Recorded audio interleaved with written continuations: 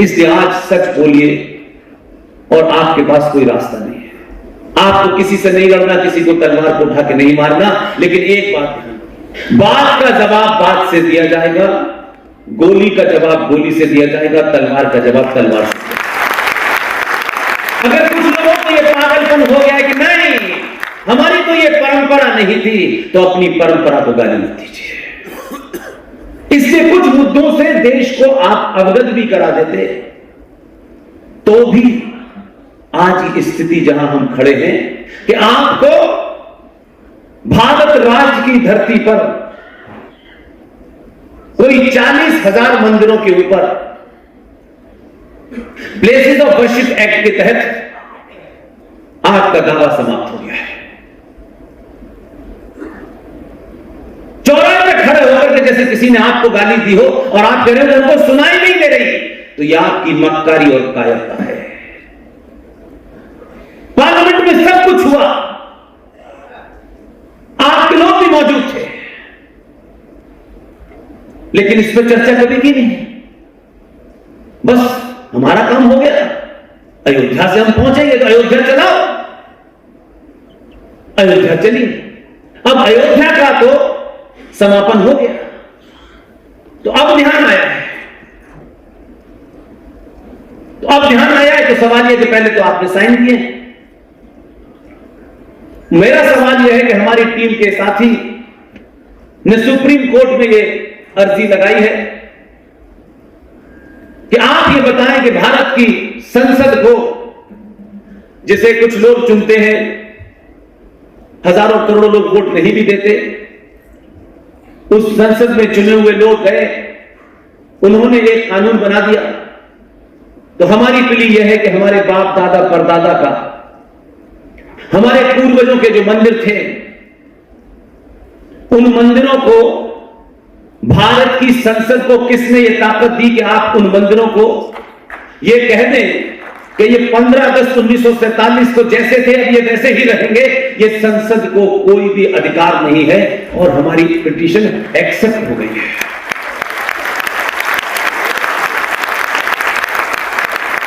हम इस बात से खुश नहीं है कि हमारी पिटीशन एक्सेप्ट हो गई, ये महत्वपूर्ण नहीं है।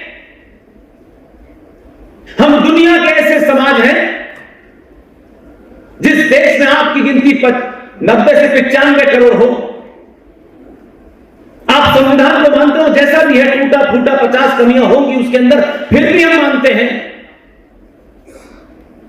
लेकिन आज आपके लालच और डर के कारण आप इस मोड़ पर पहुंच गए हैं कि पूरी दुनिया में अगर कोई लोग आपके बारे में, हमारे बारे में सोचते होंगे तो सोचते होंगे ये कैसे महामूर्ख लोग हैं। आप लाख बात कहिए चंद्रगुप्त की, चाणक्य की, सब आप उसी से जानते हैं, महात्मा गांधी से नहीं जानते। आप आज भी इस भारत में जिसमें सबसे ज्यादा law abiding citizen, tax time पे भरने वाला, जीएसटी टाइम पे भरने वाला, वो समाज सरकारों से भीख मांग रहा है, लिटरली भीख मांग रहा है। और भीख में क्या मांगते हैं आप? कि हमें भारत में समान नागरिक अधिकार चाहिए। इसमें हमको शर्म नहीं आई कि हमने अपनी चाटुकारिता से, क्योंकि समय समय पर बड़े बड़े दलाल पैदा इस देश में हुए, अपने स्वार्थों के लिए हमने इस देश में जो माइनॉरिटीज हैं, जिसका जिक्र भारत के संविधान के किसी पेज पे नहीं है, उनको इतने अधिकार दे दिए कि आज इस देश का बहुसंख्यक समाज समान नागरिकों के अधिकारों की मांग इसलिए कर रहा है कि जो कम है उनके अधिकार आपसे 4 गुना ज्यादा हो गए हैं। कौन जिम्मेदार है इसके लिए?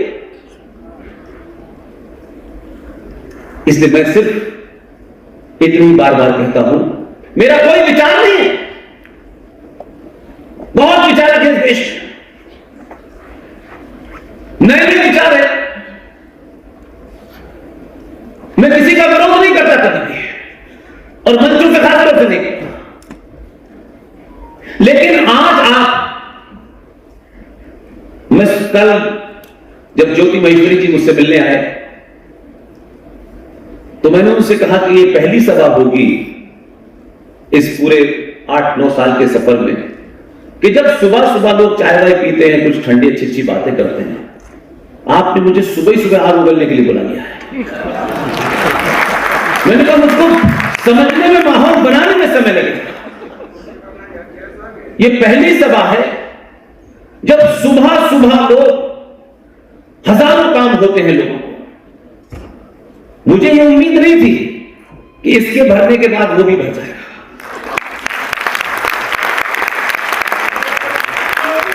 इसके आप सुशील पंडित को, ललित अंबरदार को, डॉक्टर रत्नू को, जय आहूजा साहब को, major general GT Bakshi, colonel RS Singh साहब, प्रोफेसर कपिल को, ये 10-12 लोगों को क्यों ये देश सुन रहा है? इनमें से ज्यादातर की स्थिति ऐसी है कि कोई 40,000 रुपए, कोई 20,000 रुपए मकान के किराए की मकान पर रह रहे हैं, और सबका एक कैरियर था जो समाप्त हो गया है, और किसी कैरियर की तलाश में नहीं है, किसी संगठन के रिकमेंडेशन की तलाश में नहीं है, किसी सरकार के पार्टी के ऑफिस में नहीं जाते कि हम भी खड़े हैं लाइन में, एक राज्यसभा हमें भी दे दो, हमने बड़ा काम किया है।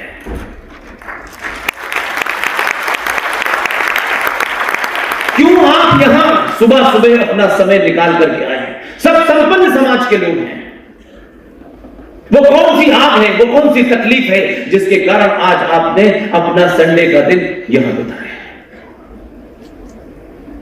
यही दुनिया का सबसे बड़ा बदलाव है।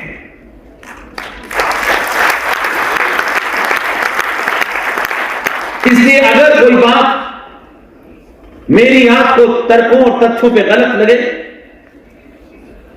आप मुझे कभी भी टोक सकते हैं।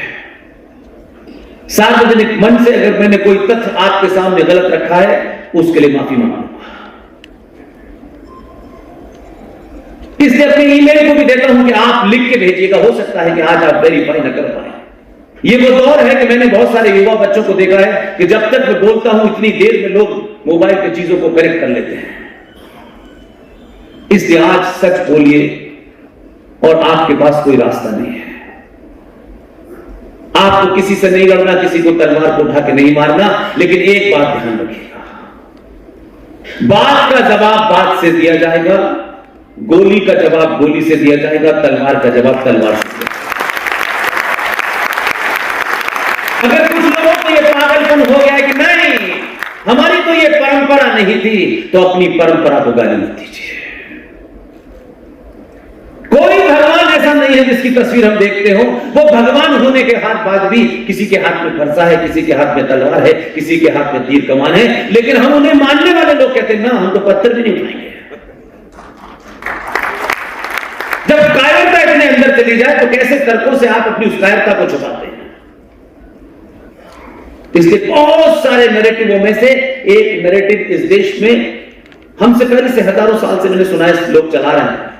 आज भी लोग मंचों से भले ही आप कुछ कह दीजिए, आपके एक्शन में नजर आना चाहिए।